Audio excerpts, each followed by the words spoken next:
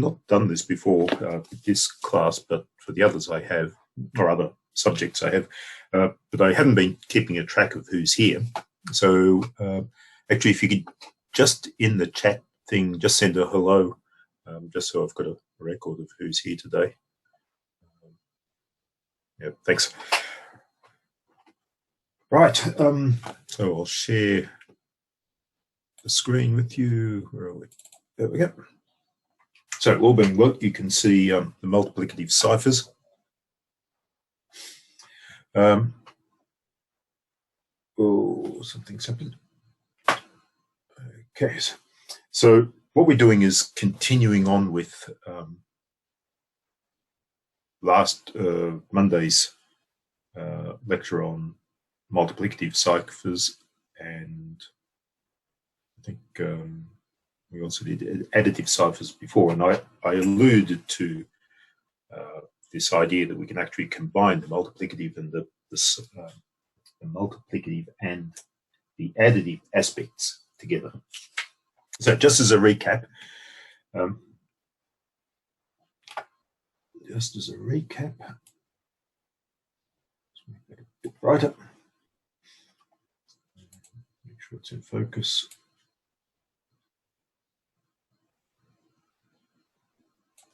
I'm glad I discovered that the camera actually has a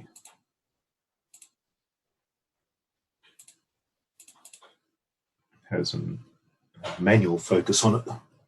Okay, so with multiplicative ciphers, remember the idea is that you turn each plain text character into its equivalent number, position in the alphabet, multiplied by a particular multiplier, then reduce modulo 26 and convert. So the basic formula is plain text character number times a multiplier, reduce it mod 26, and then that gives you the number for the ciphertext. And remember that if we've got 26 characters in the alphabet, some alphabets have different numbers of characters. So I think Hebrew has 22. I think Greek has 22 as well, I think. Cyrillic has a few more than 26. So not all alphabets have the same. So you'd actually be doing this different. This 26 refers really only to the Latin alphabet. And of course, if you're using extra characters like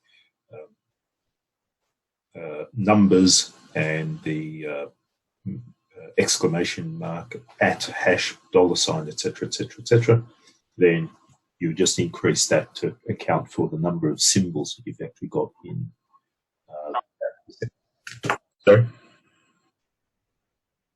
Oh, yes. Okay, how many does Japanese have? Yeah. Well, it depends on what you mean by the Japanese alphabet. I mean, there's, I can never remember the names of them. There's kanji and hagana. Kanji. So kanji is the letter equivalent, or letter vowel equivalent, isn't it? Yep. So in Japanese, there are two character systems. One is the ideograms, that's a bit like Chinese, and then there's the other system, the kanji system, where each character represents a consonant and a vowel, I think, together. Yep. And kanji is the one that's the Chinese. Sorry? Kanji is the one that uses Chinese writing. Oh, kanji. You got hiragana and katakana. Oh, okay. Hiragana is which? Hiragana and katakana are both the other ones. They're okay. More descriptive. Yep. Thanks. I knew it was one of those. Anyway, thanks for that. So it's quite interesting, how they, the Japanese would do encryption. They'd have to use an alphabet.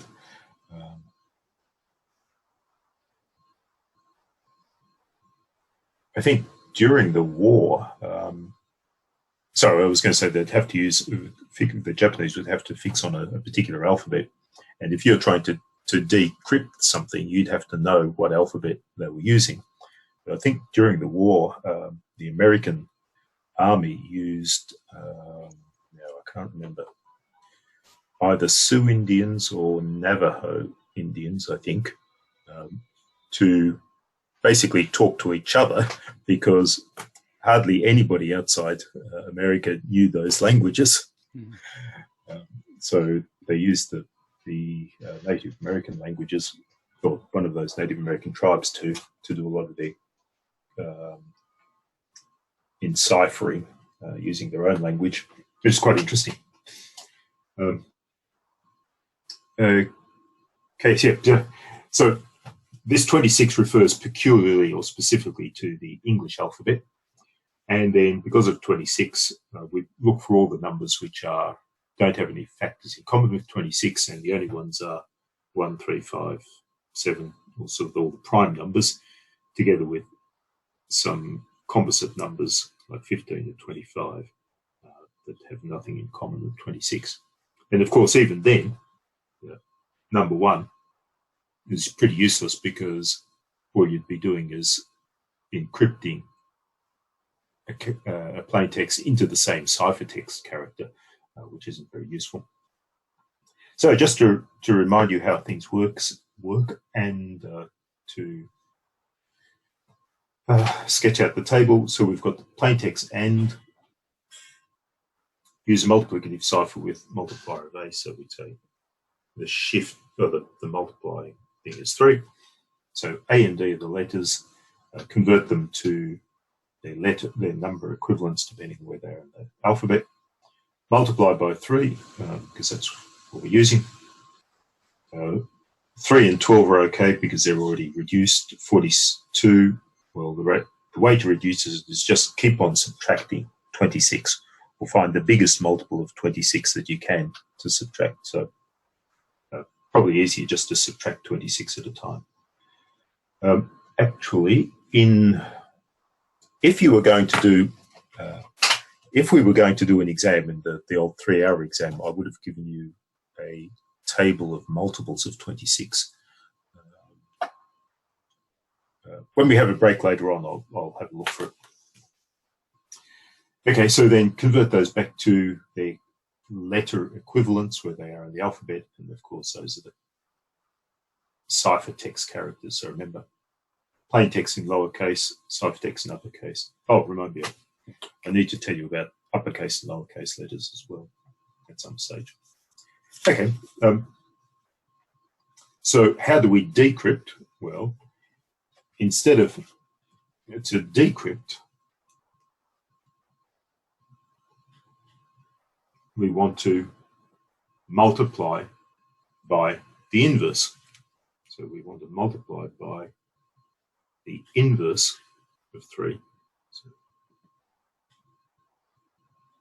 and what do we mean by the inverse of 3? Well, we mean the thing that multiplies by 3 to give us 1 in this mod 26 system.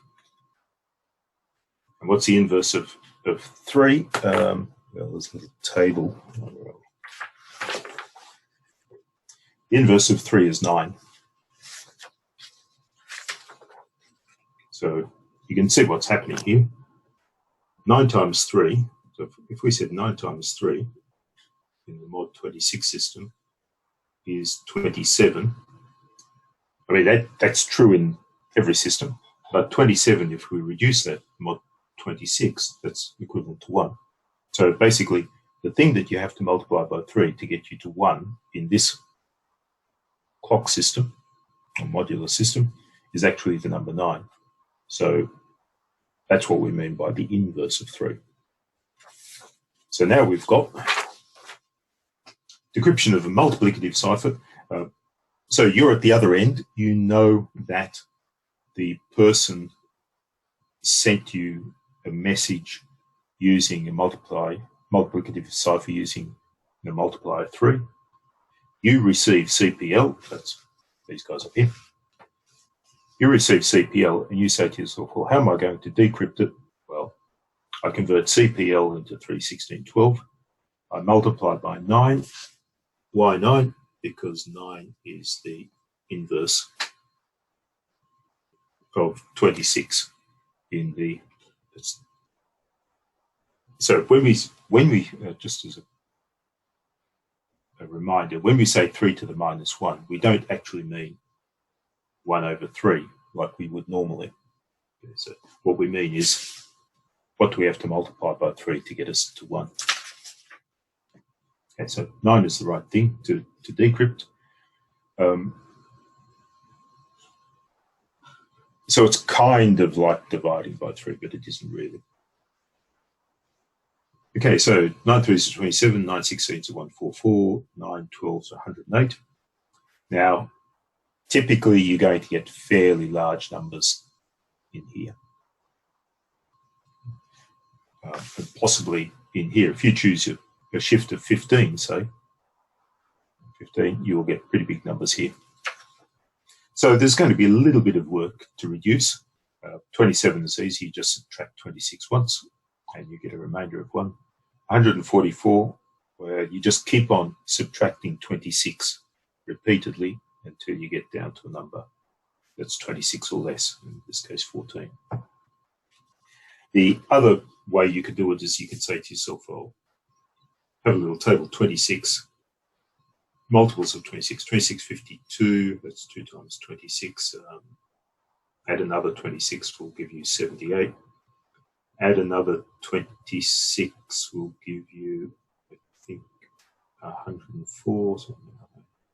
Yes. Add another 26 and you'll get 130. Okay, so basically what you do here is you say, look at 144, what's the biggest multiple of 26 that you can subtract? So next one is 156. So you say 156 is too big because that'll give you a negative if you subtract it. 130 is just right. So if I subtract 130 from 144, I get the remainder of 14. Same thing with 108. What's the biggest multiple of 26 that I can subtract? Okay, 130 is too big. 104 is just right. Subtract 104, and I get 4. What do 114 and 4 convert back to? A, N, and D. Which is good because that's the message that the person sent you originally, or the message that the person had in mind as a plain text originally. So this little trick of what are the multiples of 26? What's the biggest one you need to subtract to? What's the biggest one that you can subtract to yield you still have a positive number? Do that, which is the same thing as just repeatedly subtracting 26. Okay. And then last Monday, we saw that 3 times 9 is 27. That's congruent to 1. So that tells us that 3 and 9 are inverses of each other. So the inverse of 3 is 9. But you get 2 for the price of 1 here. You also know that the inverse of 9 is 3. Now, just really, really important, those inverses only apply for this 26 system. So if you had a 27 system or a 35 system, then the inverse of 3 would be some other number. Inverse of 9 would be some other number, and they wouldn't necessarily go in those pairs. And manually, you can go through the rest of these possibilities, and you'd find that 5 times 21 is 105, and 5 times 21 is 105. 105 is just 1 more than 104.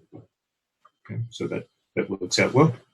That means 5 times 21 is the same as 1 in the Mod 26 system. What does that tell you? 2 for the price of 1 again. Inverse of 5 is 21. Inverse of 21 is 5. So they come in pairs. Yeah, exactly the same with 7 and 15. 7 15s are 105. Oh, again, just 1 more than 104. 1 more than the multiple of, let me just write that out. 105 is 1, 2, 3, 4. 4 times 26 plus 1. There's your remainder. So inverse of 7 is 15, inverse of 15 is 7. And basically you can go through all the numbers and work out what their inverses are, and eventually you'd end up with this little table. And in fact, again, in the exam, I will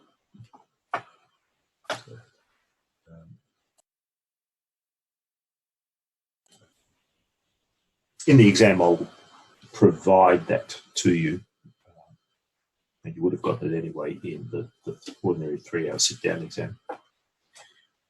Okay, so numbers that are not in the table don't have an inverse. So, for example, you can't find 2 anywhere here. So 2 doesn't have an inverse. Why? Well, 2 times n is always even. So when you divide it by 26, you can't get a 1 remainder, basically.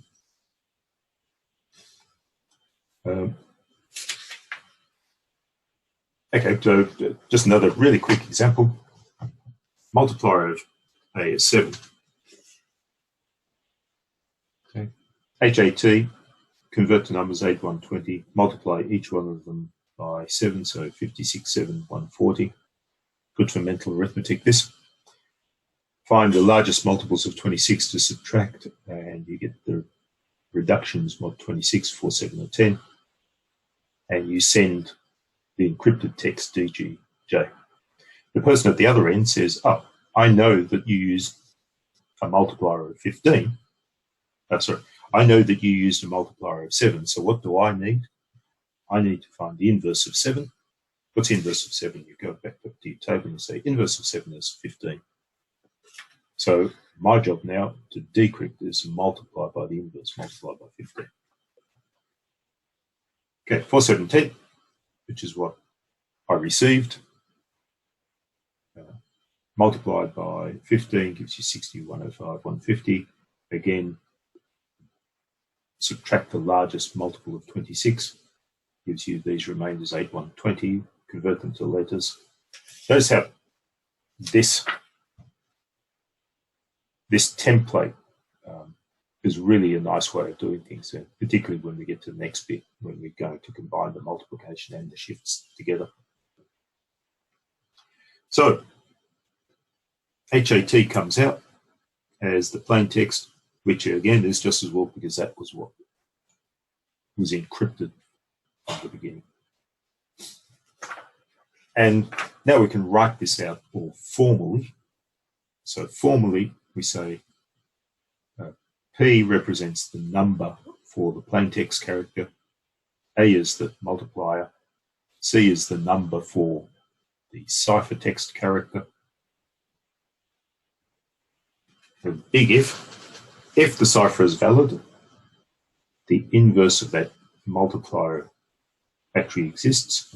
So if we multiply both sides, so this is sort of a formal derivation of why this works, or why the decryption techniques works.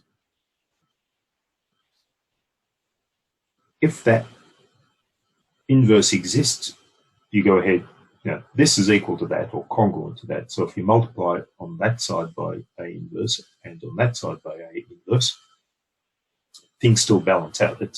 It's really exactly the same as in ordinary arithmetic. If you say that 5 equals, this is just an example, if you say 5 is equal to 3 plus 2, then you know that 4 times 5 is equal to 4 times 3 plus 2, but you get the same thing. So if you've got an equation that balances, doing the same thing to both sides keeps it balanced. So here we've got a balanced equation, multiply by the inverse. Why do we want to multiply by the inverse? Because A inverse times A is actually just 1. A inverse times C is that, which is the plain text character, because 1 times that number is the number, nothing changes. And so that actually tells us how to get the plain text number from the ciphertext number, which is just a formal derivation of what we've been doing anyway.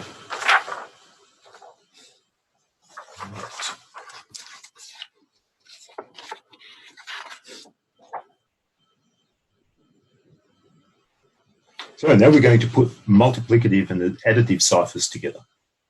So here's the, just read. Remember that additive cipher says we take the shift and we add to the letter number. Multiplicative, we multiply by a fixed multiplier. Remember that these two guys stay the same throughout the process. There are some schemes where they change through the process, but they're a bit beyond us. We're just looking at really just skimming the surface.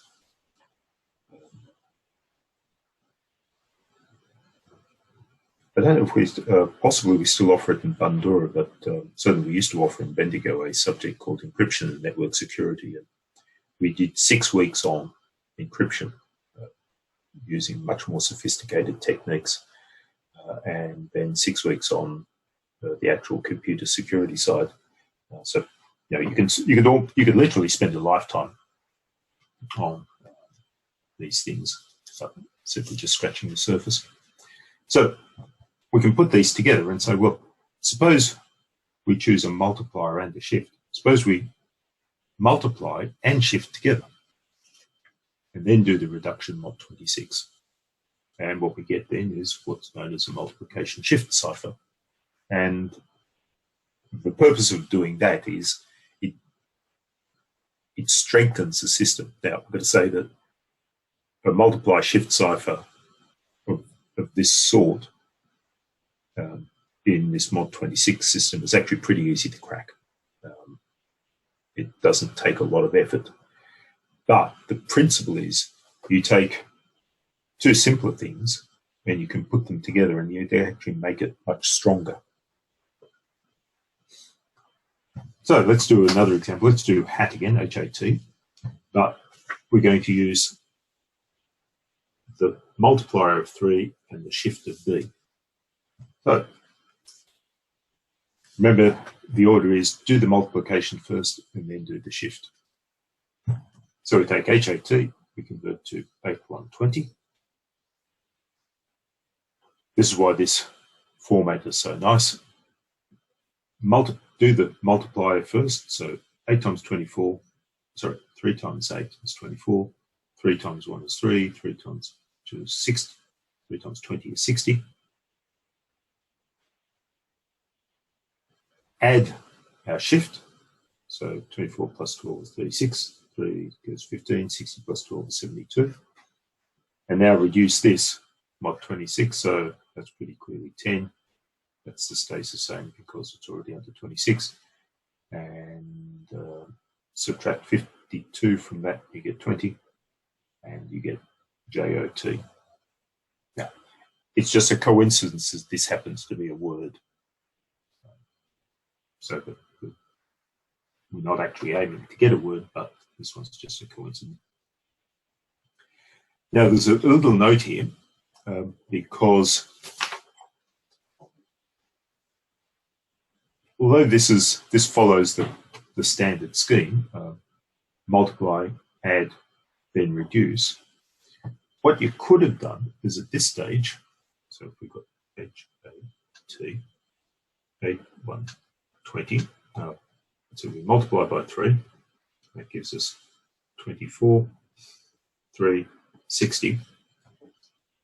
Remember that strictly speaking, everything is being done in this mod 26 system. So if you wanted to, you could actually reduce at that stage. So this stays at 24, that stays at 3. And then 60, well, 60 subtract 26 gives you 34, subtract another 26 gives you 8. So you could actually reduce that. The idea is that 60 and 8 are the same in the mod 26 system. And now we can add 12, 36, 15, 20. Reduce again. 36 minus 26 is 10. That's already reduced, and that's already reduced, which is precisely what we had here. So if you end up with a big number at this multiply stage, you're quite welcome to reduce it, because basically 60 and 8 are the same thing. 36 and 10 are the same thing. So whenever you've got a big number, reduce it if you want.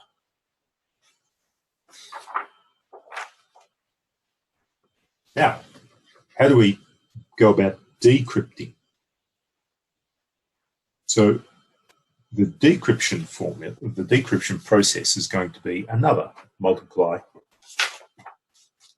So to encrypt a cipher character number is a multiplier times a plain text character plus a shift, done in the MAT1MIT system. To decrypt the plain text is going to be the same style of thing. It's going to be a multiplier times the ciphertext character number plus a shift in the MAT1MIT system. So it's the same sort of thing. To encrypt, to decrypt something where you've encrypted via multiply and shift, you use a multiply and shift to decrypt. The real question, though, is what are the multiplier and what are the shift going to be to do the decryption? So if you know these, I mean, this was 3 and 12, what would you have to put in here to undo things? So,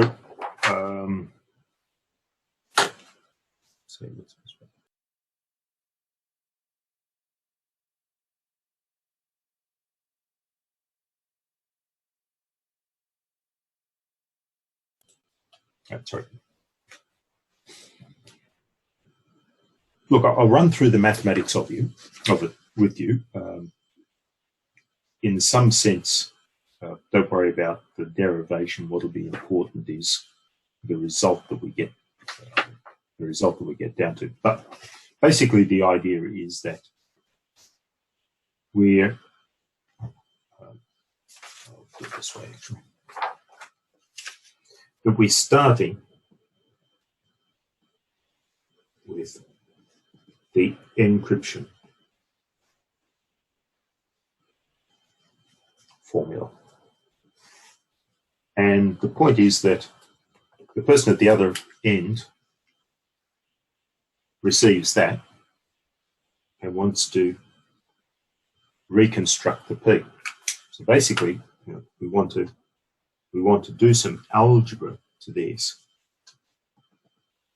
to get to P equals something times C plus something. Okay, and the way we do it is this. It's kind of like ordinary algebra. Basically, we want to solve for P. So that's what's going on here. So how do we solve for P? If you add B, how do you undo and add B? No, you subtract B. So if I subtract B from both sides, I get AP mod 26. Okay, so I've subtracted. If I add B in the encryption process, I've got to subtract B somewhere in the decryption process. How do I undo a multiply? Well, I multiply by the inverse. So if I do A inverse times C minus B, that gives you A inverse A times B, which is 1 times B, which is the same as B, 26. So at this stage, if I just rearrange it, what I get is plain text character is A inverse C minus B,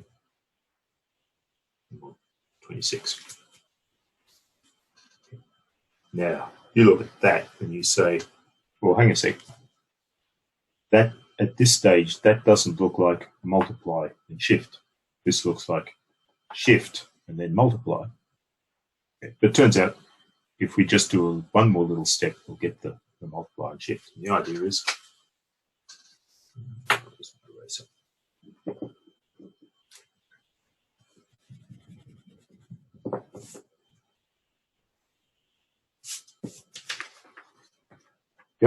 that we expand it out. So this times this is A inverse C, minus this times this is A inverse B, 26.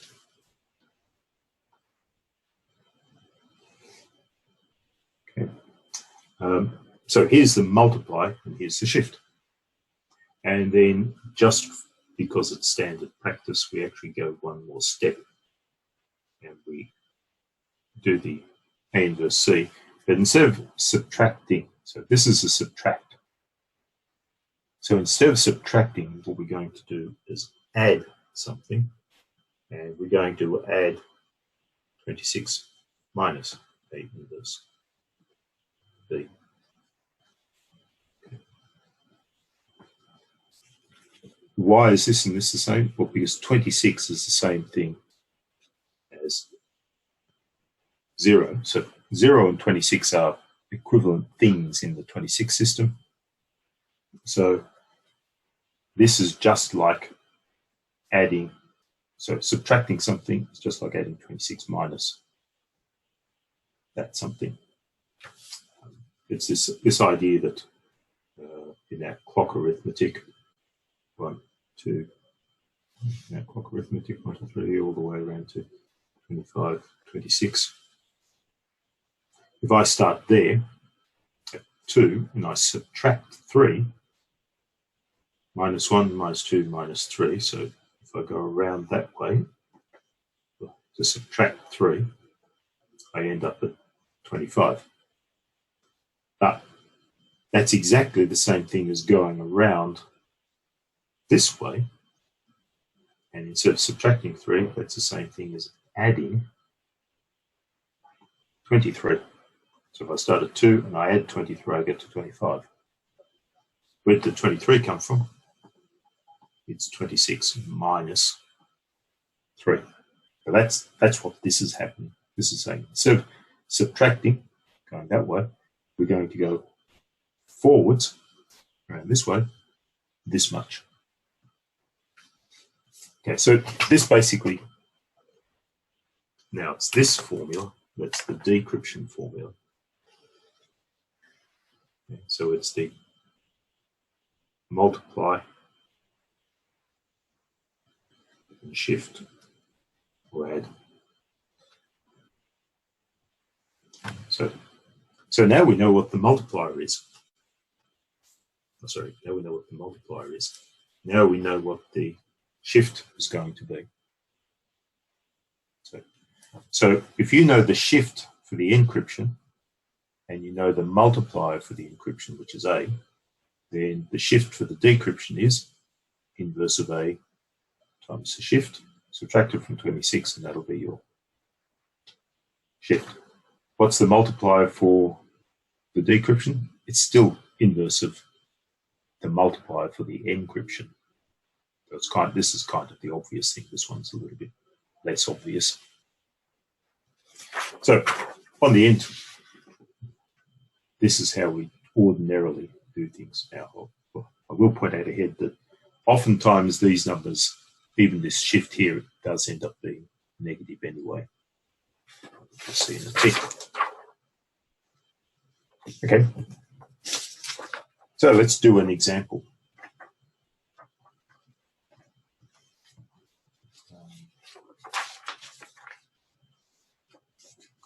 Remember we did JOT before.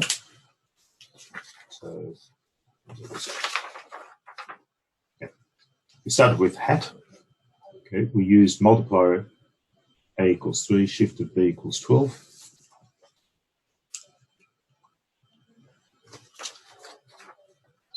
Just to remind you here, A equals 3, B equals 12, and we receive JOT. So we're going to do a multiply and shift to decrypt. So for decryption, what's a multiplier? The multiplier is just the inverse of 3. So 3 inverse is 9. You can just look up the table. What's the shift? There's a multiplier. The shift is, okay, do this in 2 bits. Inverse of 3 times the shift that was used to encrypt. Okay, so that's 9 times 12. 9 times 12. That turns out to be 108, and we've got to subtract that from 26, so it's 26 minus. So our shift is, this is a bit horrible, the shift is negative 82. Now, that would ordinarily say we go backwards 82. What we would like to do is find a shift. Gets us somewhere. What we would like is to find a shift is plus what? So you're really asking yourself, what does negative 82 correspond to in the 26 system?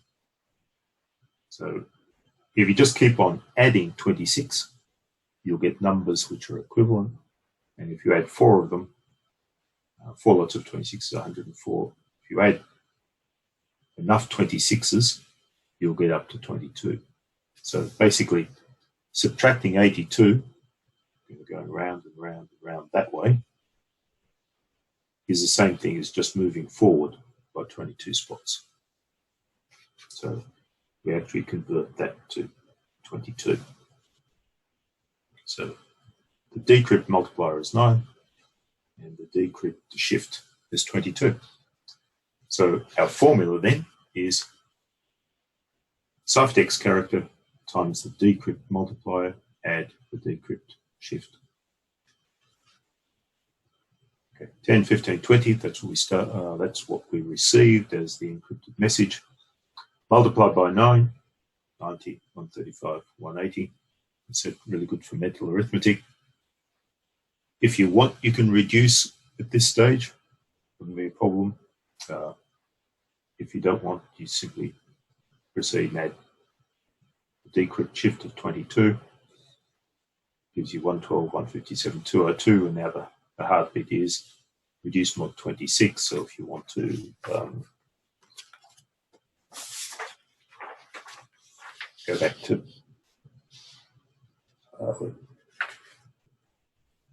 to our multiples of 26. 112, what's the biggest multiple of 26 that's smaller than 104? Subtract that, you get 8.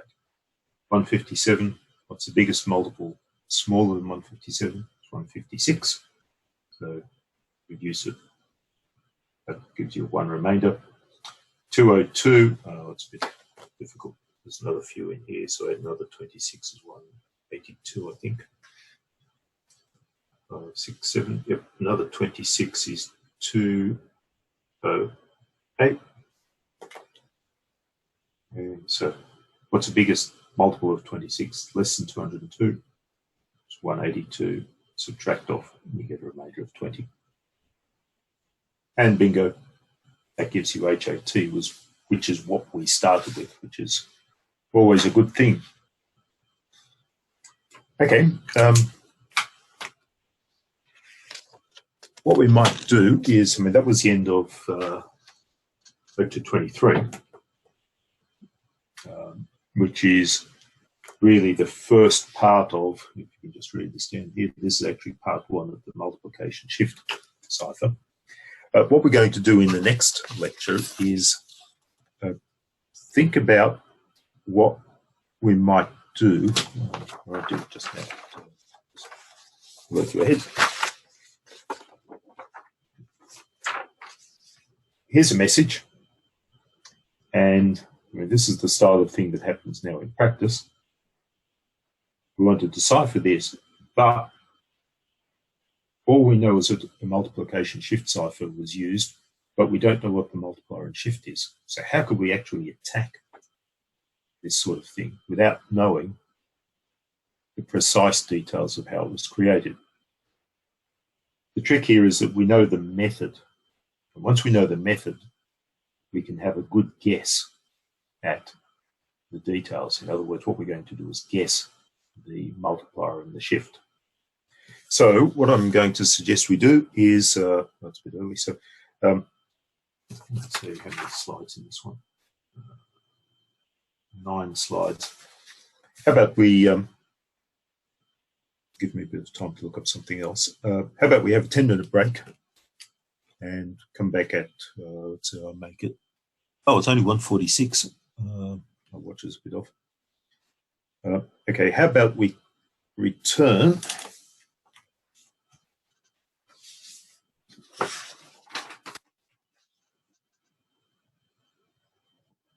Okay, to resume. Resume at 1:46, 1:50. Let's say 1:55. So it's not quite 10 minutes. So 1:55. Go get yourselves a cup of tea. I'm going to do likewise, and it's now 1:47. So that's about 8 minutes, and we'll start up again, and we'll have a look at these real life problems, which are really very interesting. Okay. Yep, I've got a few thumbs up. That's good. So I'll see you in 8 minutes.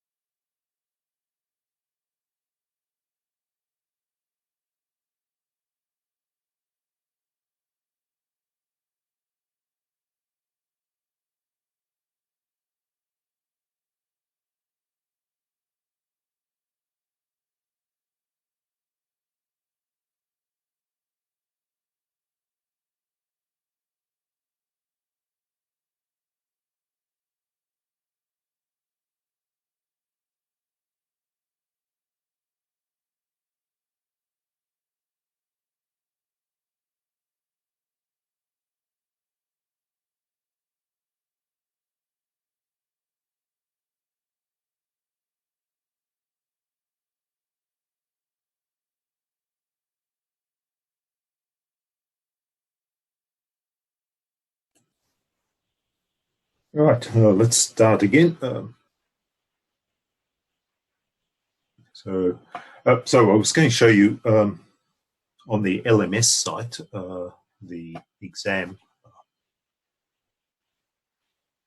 from last year. Let's see if we get the right one.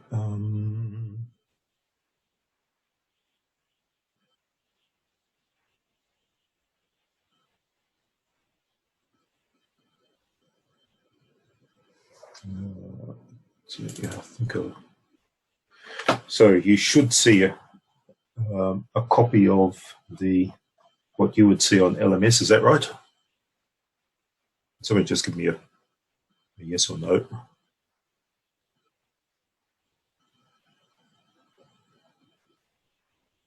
Yep, oh, good, thanks. Right, so we just finished lecture 23, which you will realise is in the end of week 8, and we're up to 24, which is the beginning of next week.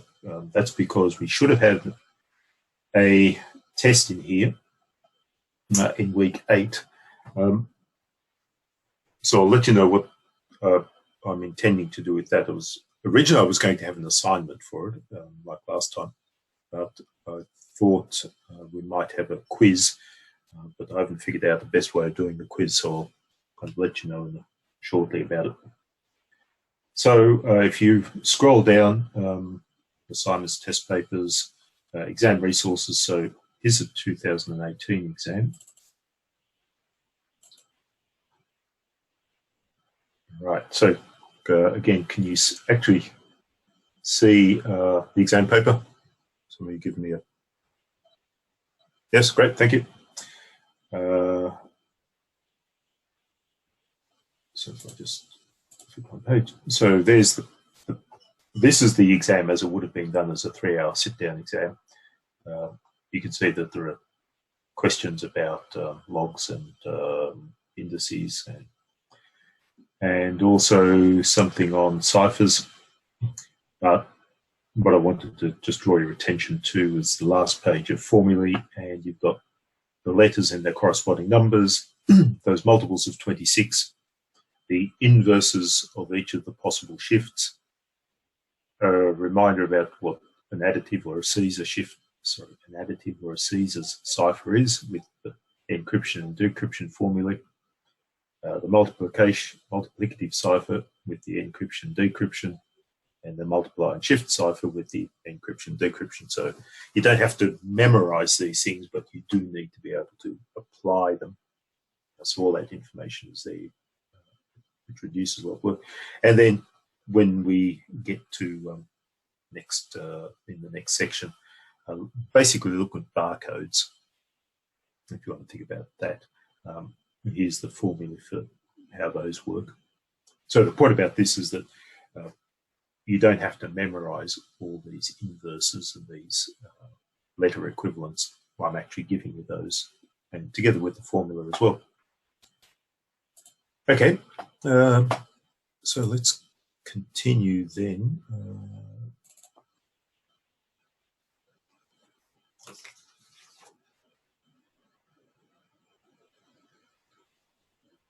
Okay.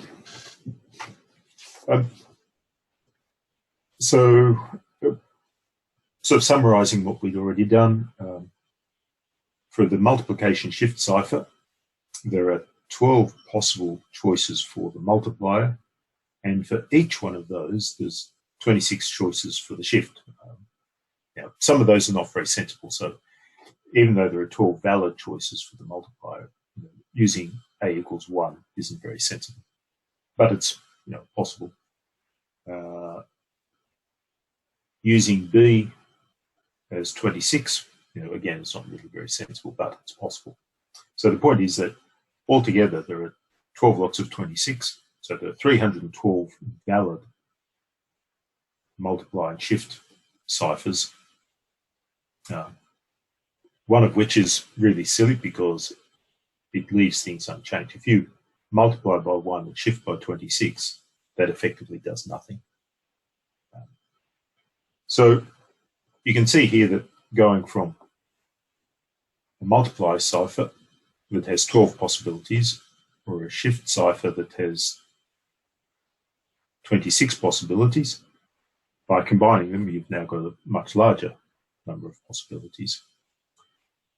So the point here is that by putting these two simpler versions together, you can make something that's a bit stronger. Now, in practice, it's really trivial in computer science, mathematics terms, but the principle is there. So if we have a message that we know was already encrypted by multiple shift cipher, but it didn't actually know the values of A and B, it didn't know the shift, the multiplier, and don't know the shift, you could do the following. You could say to yourself, well, here's I've received this, or I've intercepted this, I'm trying to crack it. I don't know what the multiply and shift is, but there are only 312 possibilities. So maybe I can just try them one at a time. So first of all, I'll try and multiply 1 and shift 1.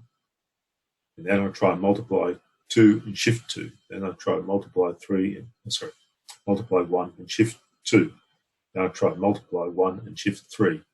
All the way up to multiply by 1 and shift by 26, which is the same as not shifting.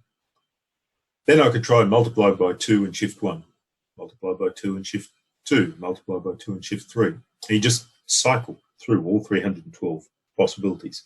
That's known as a brute force attack. So you're an interceptor, you're attacking this cipher by using every possible combination. It's a bit like those little combination locks for suitcases that have 4 or 5 or 3 or 4 or 5 dials that go from each goes from 0 to 9. And if you wanted to get in, well, apart from using bolt cutters, you could start at 0, 0, 0, 0, and try 0, 0, 0, 1, then 0, 0, 0, 2, then 0, 0, 0, 3, all the way up to 9, 9, 9, 9. And it'd be a bit tedious, but you could do it. Okay, for a human, it would be really tedious to go through 312, but it wouldn't be very difficult, just a bit time consuming. But as you can imagine, using a computer, you could program this up to for loops. For A equals 1 to 20, for A equals 1 to 26, for B equals 1 to 26, do pom, pom, pom, pom, pom, and see what happens. And the idea is that you would just try all the, because you know that the deciphering is a multiply and shift, you just have to try every possibility.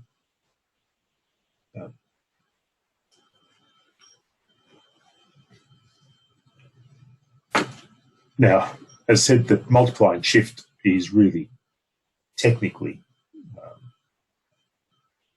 not very difficult to crack, and we've progressed well and truly past that. I mentioned this idea of modular. But these ideas of modular arithmetic, this 26 system, are crucial in modern systems. For example, the RSA algorithm, which is, I think, pretty much the basis of what they use when you put in your details and your PIN number into an ATM. They use the RSA algorithm. And when you do discrete mathematics next semester, that'll be one of the things that you'll look at in a little more detail.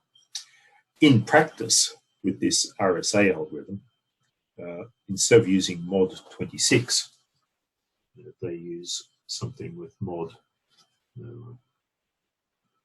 something, something, something, and instead of having 26, they might have something that has 100 digits in it. So 26 has 2 digits. The mod system in this RSA algorithm might have 100 or 200 or 300 digits. So really big numbers. And it's the idea that because you're using big numbers, that if it was mod 26, you'd have a very small number of things to try as a brute force. If you've got that many things, if you've got a number with 100 digits in it, and you needed to try that many possibilities, it's just going to take you forever, or at least the age of the known, the age of the known age of the universe. So that's why I asked you to do the 26 factorial in the assignment. So what we're going to do is have a look at what you might do with this when you don't actually know what the multiply and shift is, and you don't want to go through the tedium of trying every possibility. So remember that you can always try every possibility, it's just going to take you a long time. So what we want to do is try and shorten the process as much as possible. The key to it is that we know that it was created by a multiply shift cipher. So that's known.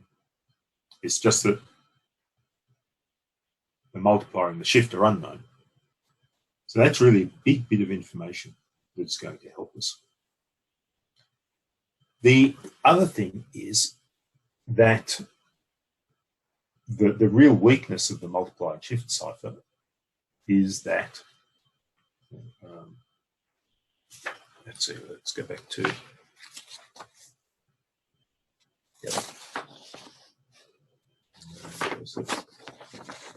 previous sheet.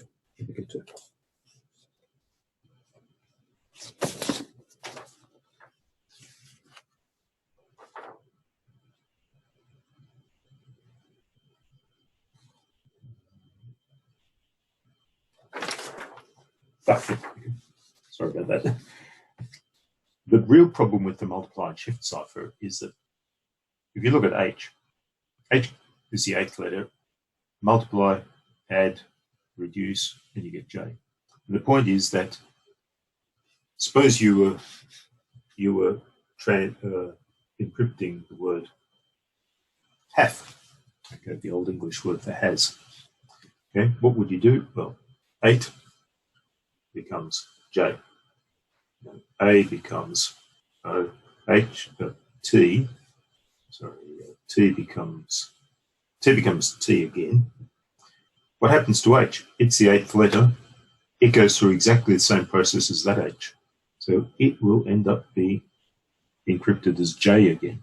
So the point is that that H becomes J and that H becomes J. So the real weakness of this type of system is that every time a plain text character goes in, you get the same ciphertext character coming out. So if you know that, suppose you're looking at JOTJ, if you know that J corresponds to H, know that that J corresponds to H because H always gets sent to J, A always gets sent to O, T always gets sent to T. That's the real weakness, because then you can use something about the characteristics of the language to help you decrypt things or to crack the codes. And so the idea here is that in this example, we know that it's multiply and shift, but we also are assuming that it's English. And we're also assuming that every time we see a B here, so B is here, B is there, B is there, we're assuming that B came, or we know that B came from the same plain text character each time. So that means we can use some characteristics of English.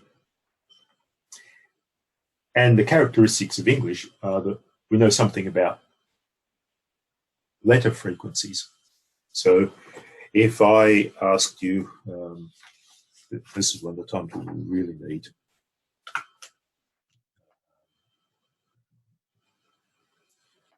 This is one of the times when we really need an interactive classroom. So I get you to tell me, just via chat, what's the most common character in the English language? You all straight away type in.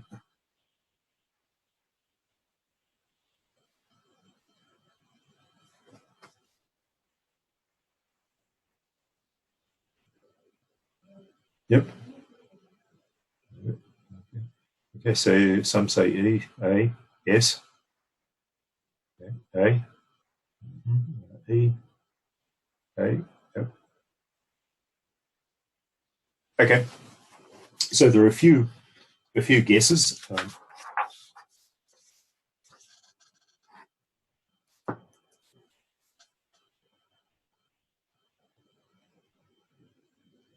So what we're doing is thinking about the letter frequencies. So we've had a few guesses. E, A, so we said S, I think. EAS. Those are the only three possibilities. Yep. Okay, so various people said E, A, and S. Well, it turns out that E is the most frequent, pretty much by far. I think in ordinary English, it turns up about 14% of the time.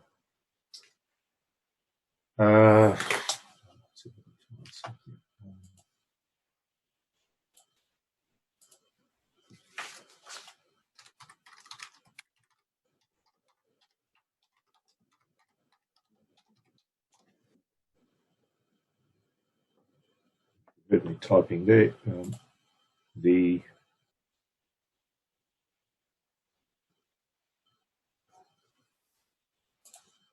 Let's see. So this is on Wikipedia. Letter frequencies in English and relative frequencies in English, and you see that. Okay. Oh, E, sorry. Comes up 11% of the time. I'm mistaken. Okay. E is the most frequent, 11% of the time.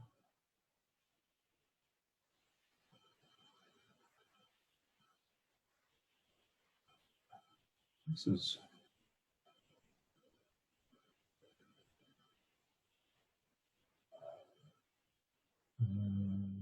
sorry, something just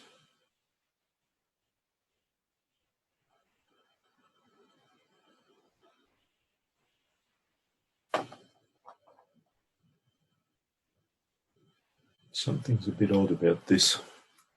Just bear with me for a minute.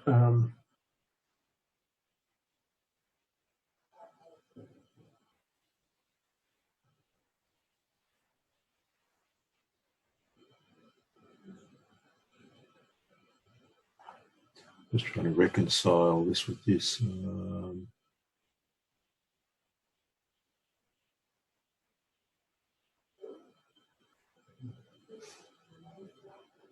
Okay.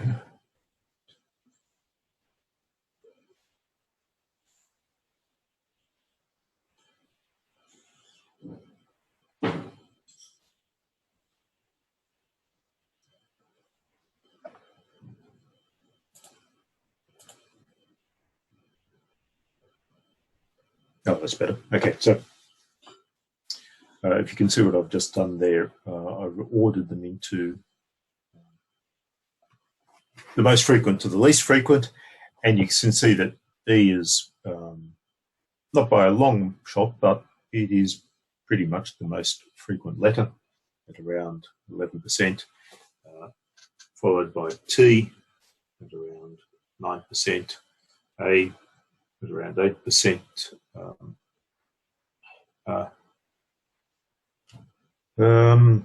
Yeah, that's wrong.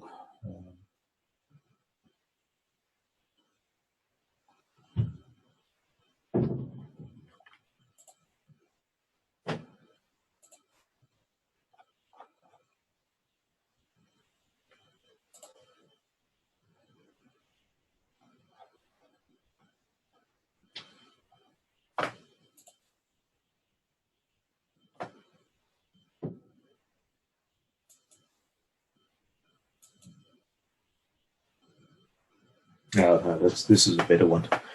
Sorry, I don't know what they're doing in this one on the right at the top, but the one down the bottom, which has a whole lot of languages, English in the left most column. This is the list that I'm familiar with. And so E, 12 and a bit percent,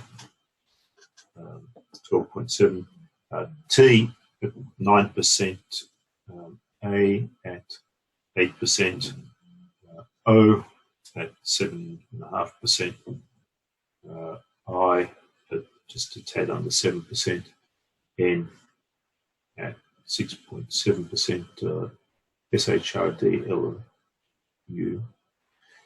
Okay, so you can see that, let's see, just as a quick counter, 12.7 plus 9 is about 21, plus another 8 is 29, plus another 7 is 36. So 1, 2, the first E, T, A, and O represent about 36%, or about a third of all letters. Then, let's say 36%. We get 36, another 7 is 43. And then if you include I and N, so 50% of all characters, sorry, if you look at a newspaper or a novel, half of all the letters will be E, T, A, O, I, and N. Now that's pretty remarkable. It means that a whole lot of the others are pretty rare in a sense. You look at Q and Z, happen hardly very often, which is why in Scrabble, Q and Z and X are worth a whole lot more than E and T.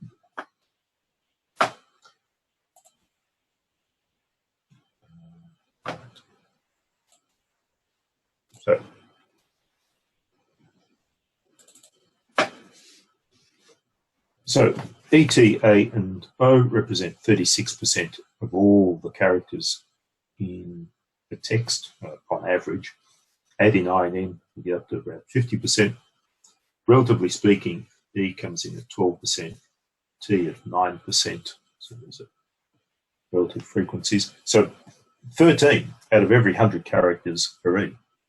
9 out of every 100 characters in an English text are T. And so the idea is that we can use those statistics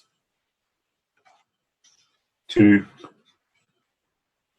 crack this, because all we do is we say to ourselves, well, this is it's not a short bit of text. If we just had a text that was that long, we might be in difficulty. But we've got a text that has how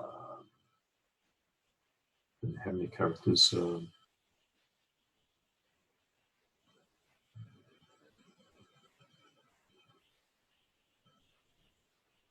30, 60, but let's say about 70 characters, which is probably enough to start revealing some statistics.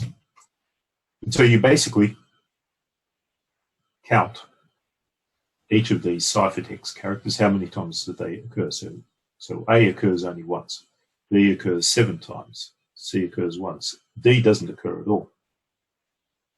And you go through and say, well, out of these, S is by far the most common ciphertext character. It occurs 11 times, followed by, I think, L and B. Yep. So since the most frequent ciphertext character is S, and since we know that that S will always represent the same plain text character, it probably represents the most common plain text character there is, which is E. So this is what's saying here. There's the ciphertext character S. We're going to guess as being plain text E. So S corresponds to E.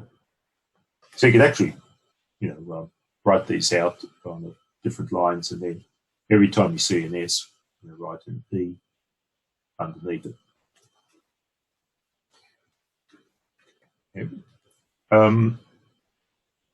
Okay, what's the next most frequent character in English text? T, occurring about 9% of the time, followed by A at 8% of the time, and O at 7%. So T, A, and O are the next most frequent characters. in plain English. So you go here and you say, well, that's almost certainly E. It's not guaranteed, but we're going to have a good guess at that. What's the next most frequent one? Well, L and B. So either L or B are going to be, is probably T. So we might guess that that actually is T. Let's just be optimistic about it. And if we're being optimistic, we could even probably go a bit further and guess that the next most common one was A. Now, these are pretty small numbers, so those could be swapped around, but you've got to try something. So this is really important. It may be the case that S corresponds to E. But you look here and you say, well, there's actually a little bit more information. Somebody's gone ahead and included the gaps, the spaces between words. And you see here that, here's a 3-letter word, and it ends in E. Well, that's pretty suggestive, because you start to think yourself, not just about the characters, but about word frequency. So, how many words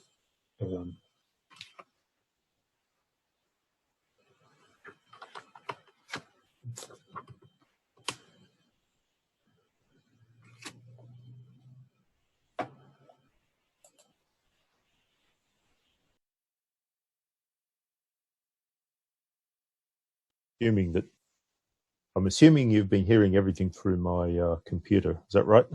Well, I'm assuming that you've been hearing everything. Somebody, yes, good, thanks. Okay, is this better? Is the headset better or worse than the? They can tell me on chat which is better, the headset. This is the headset there. What I was just doing was the computer audio, computer mic. Okay, thanks. Right, I don't know how that got pulled out. So the idea is that we're going to look at the statistics of the English language in terms of words. And you think, well, 3-letter word, ends in E.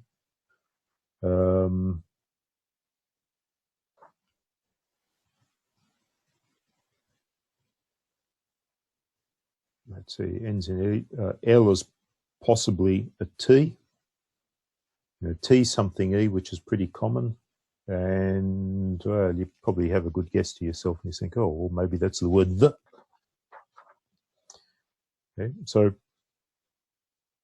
you're just guessing here, but sort of reasonable guesses.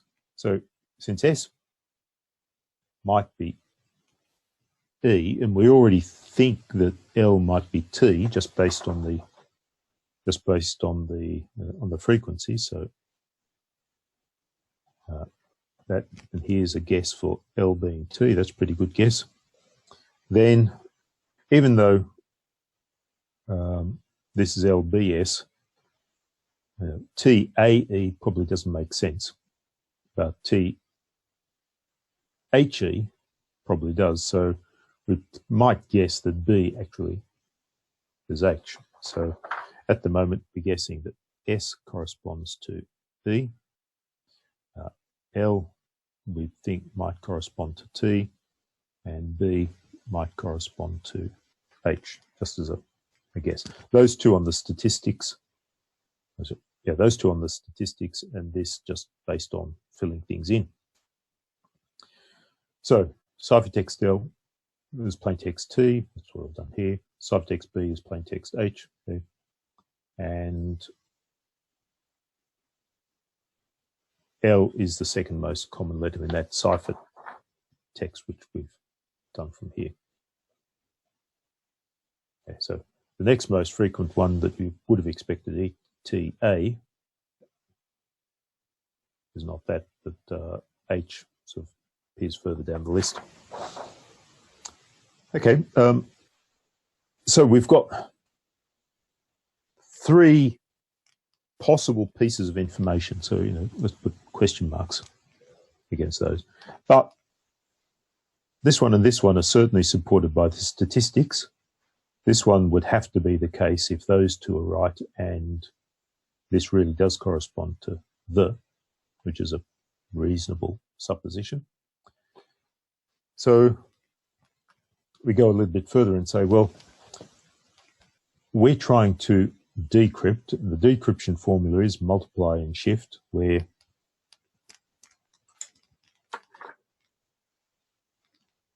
these two are unknown. You know, we don't know what the multiply and shift are. We're trying to guess them.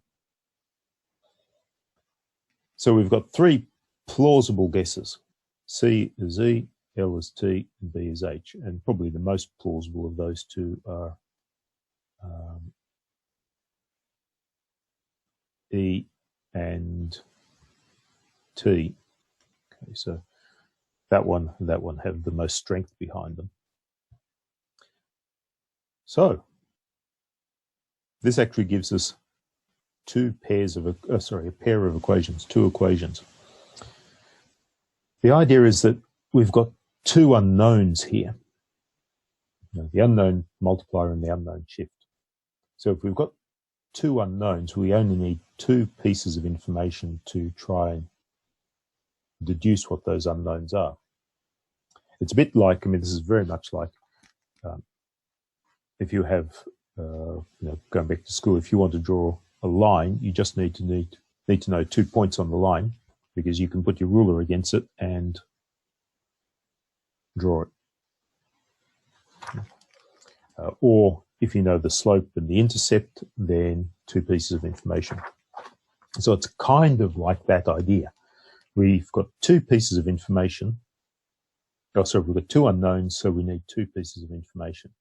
We'll use that and that to try and guess what X and Y are.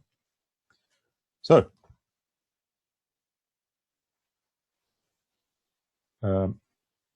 if we look at the first one, if plaintext E corresponds to ciphertext S, what's E? E is the 5th letter of the alphabet. What's S? The 19th letter of the alphabet. So here would be the formula, how we get from the 19th letter plain text. Oh, sorry. Okay, so this is the,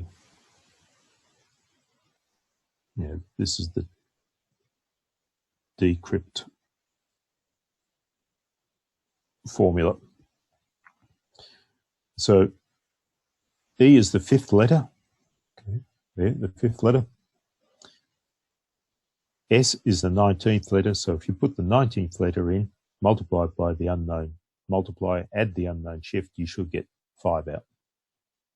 Okay, again, using the decrypt formula.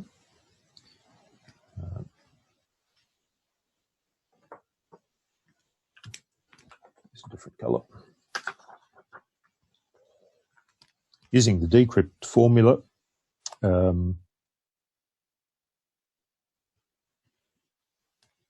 with L and T, okay, so decrypt,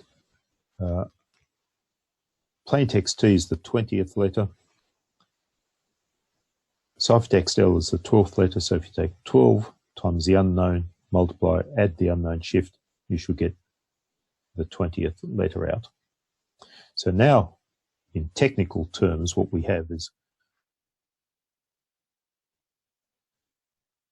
two equations. Okay, the two equations are this one and this one, but we have two unknowns. The unknowns are the multiplier and the shift. And you might remember this sort of thing from school. The only wrinkle is that we're in the MAT1MIT system. So if we didn't have that, we'd have two linear equations in X and Y. The only wrinkle is we're doing it in the MAT1MIT system. So X and Y are going to be integers between 1 and 26. Okay, so basically what we do is school arithmetic. We have two equations in the two unknowns, and we want to solve for this. So just following the ordinary thing from school. Now, this is where, if you're having troubles with this, or if you need a refresher, probably I would go to the MAT sub.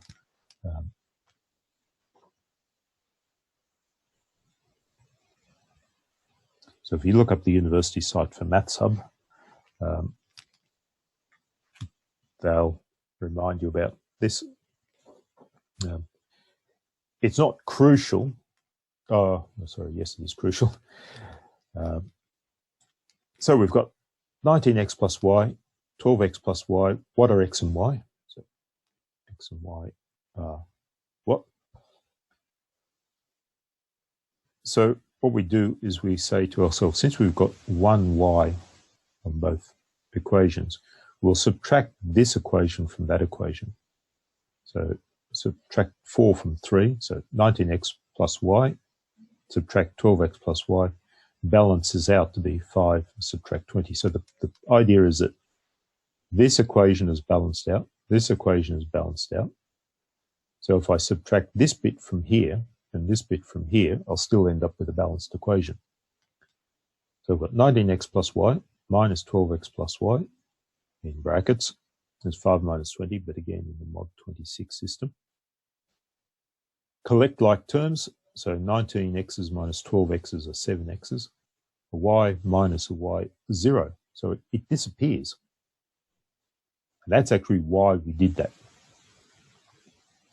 We want to get rid of the y so that we end up with one equation just in x. 5 minus 20 is minus 15.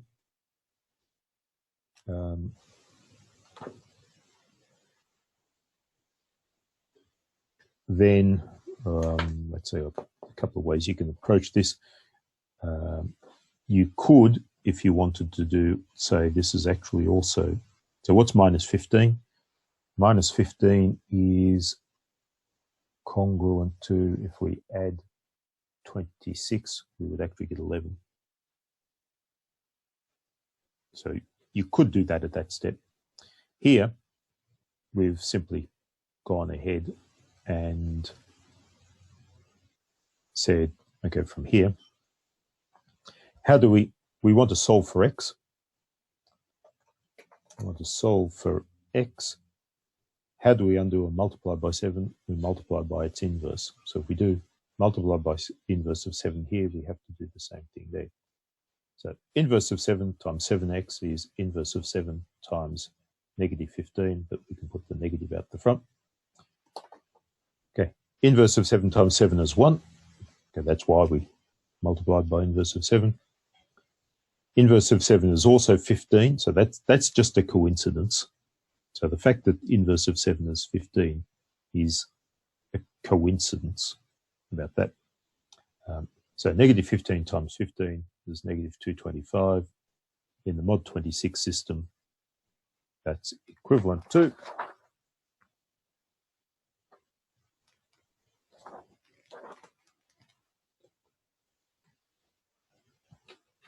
next page. Okay. Negative 225. In the mod 26 system, that tells us x is, okay, keep on adding 26s till you get to a positive number, 9. So now we know that this is the decrypt multiplier is 9. Well, we're guessing. So we're guessing. So now we look for y. Okay, so basically we go back to these two equations and we say, well, we think x is 9. So if we put 9 in one of these, we can figure out what y is. So let's let's substitute 9 into one of those two equations. Let's choose this one. Yeah, so the 12x plus y equals 20. So 12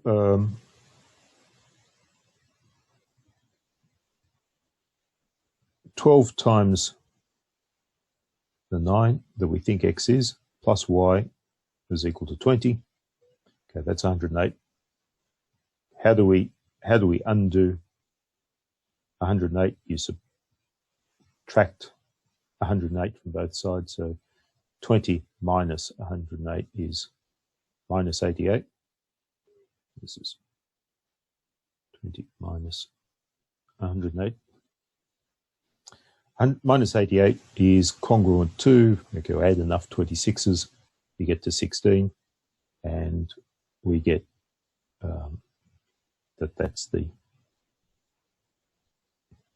decrypt shift.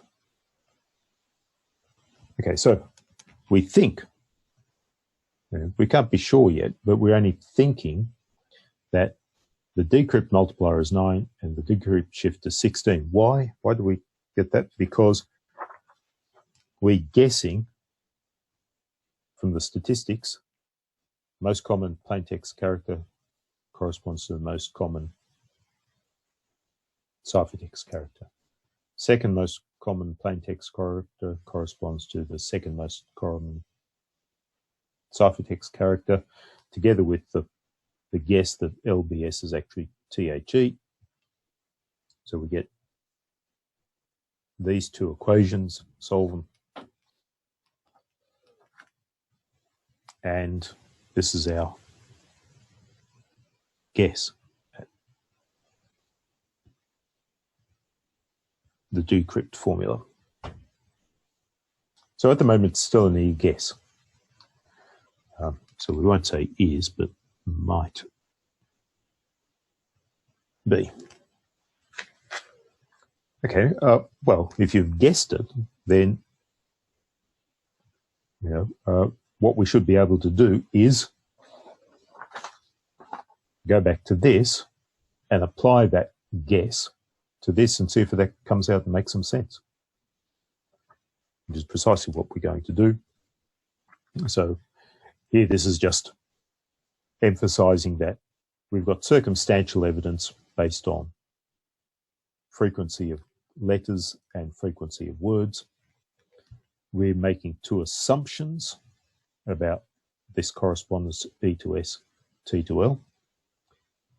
Based on that assumption, we get this decrypting formula, and the test will be to try it. So we'll test the formula by using it on the ciphertext. But before we go ahead and use it willy-nilly on all 70-odd characters, we want to shorten life for ourselves a little bit, or we don't want to shorten life, we want to shorten the process a little bit for ourselves. So what we do is we say,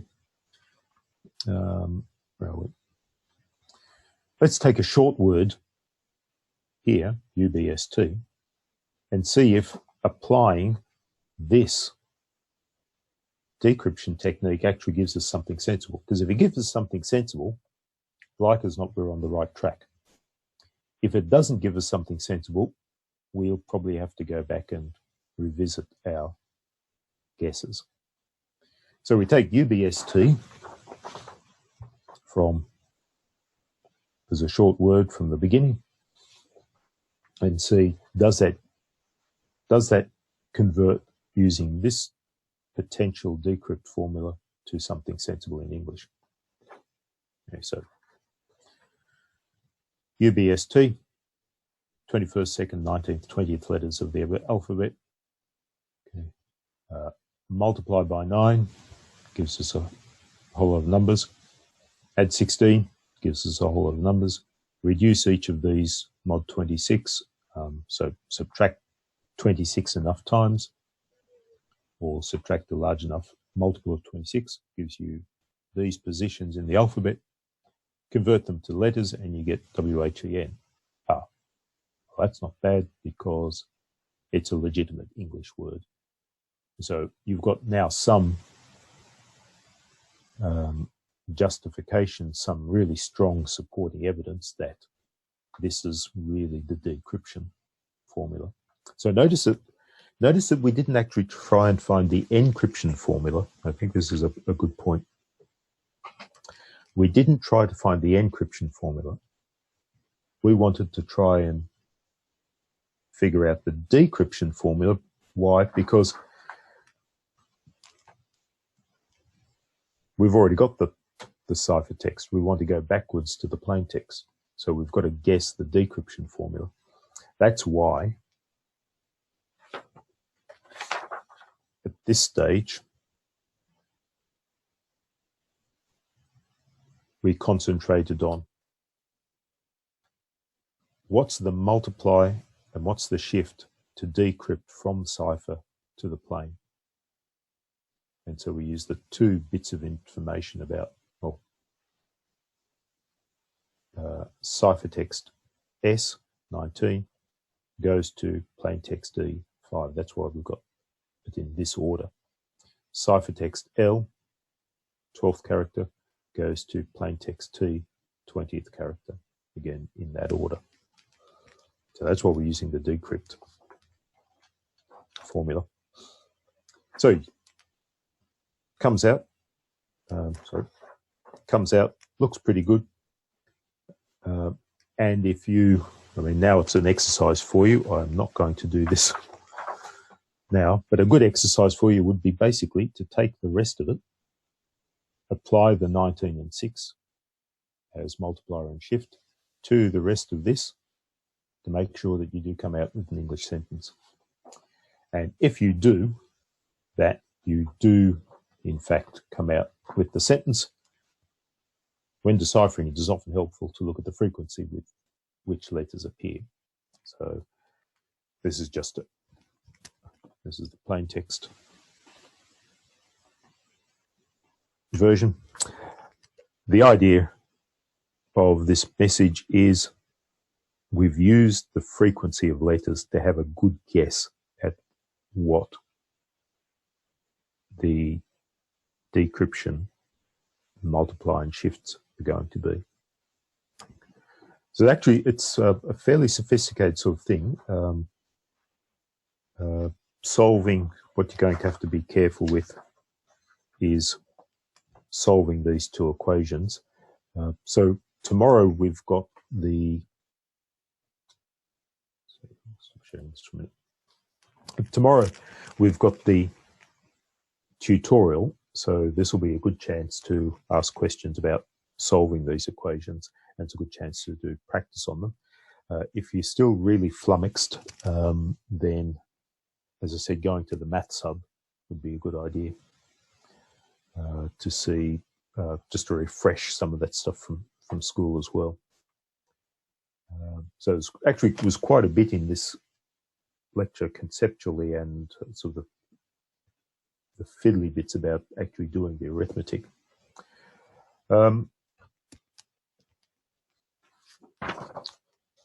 What I want to do is, that's the end of that lecture. What I want to do is just leave you with one little bit of cultural enrichment for the day. So, let's see. And the cultural enrichment is this. We refer to upper case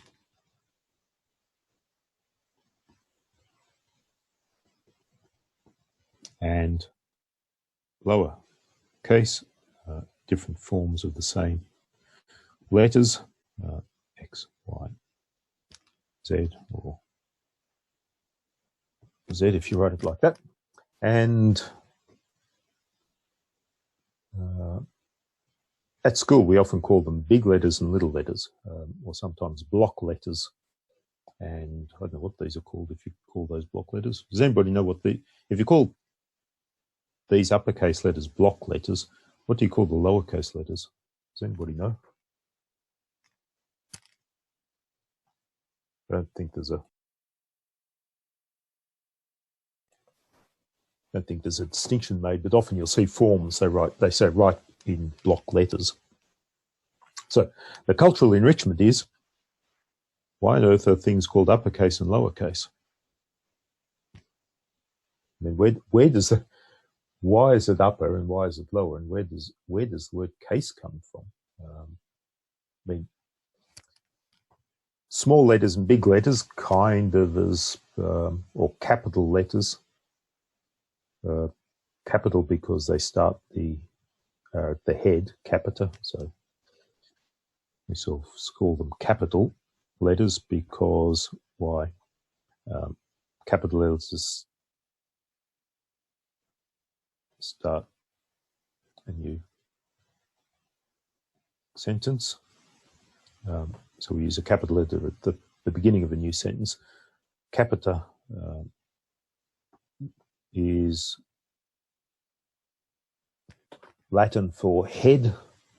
So when you say something per capita, you mean per head of population, and that begins at the head of the sentence. So that's why they become capital letters. Again, why uppercase and lowercase? Does anybody actually know? Just give me a thumbs up if you do. I would guess. Okay, what's your guess, Doe? I would say it originates. I've done a lot of printing over the years. I'm guessing it's to do with where, like, if you're a letterpress printer, Yes. which your typeset would be upper or lower. Exactly right. So, Bell's just said he's done a lot of printing, letterpress printing. So, in the days before inkjet printers, when people printed books. No, I don't have an example, but you had a piece of lead and on the lead was a raised. I can't draw this. Draw it that way. A raised piece that you inked over.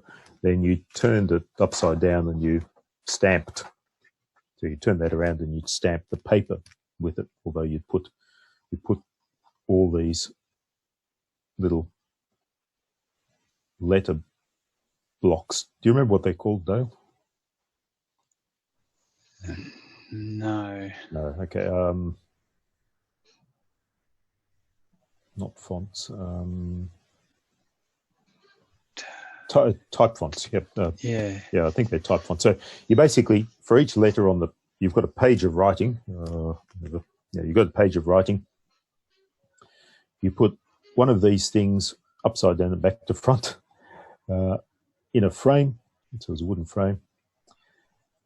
And you inked it over, then you got the page and you pressed it down onto the page, and then the ink transferred the impression onto it. This method was invented by a fellow called Gutenberg in the 1400s, around 1460, thereabouts, in Mainz in Germany. Now, he didn't invent printing. People knew how to print beforehand, but what they would do is they would take a block of wood and they would carve. So if you wanted to print a page, you would actually have to carve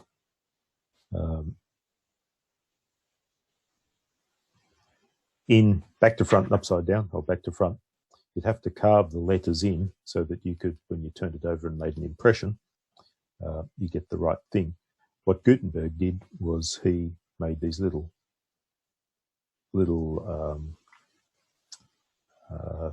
type pieces and put them together, so one for each letter. And you can imagine that you need lots of A's, lots of B's, lots of C's, lots of A's, lots of B's, lots of C's, etc. And in organising everything,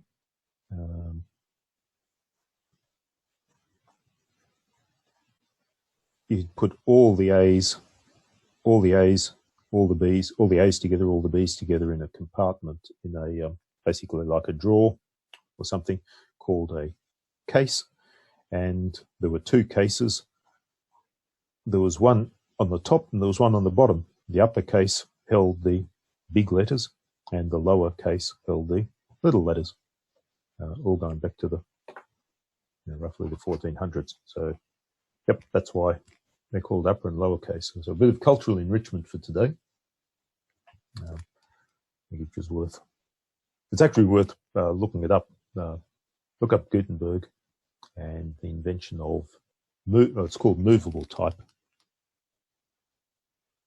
I can't spell.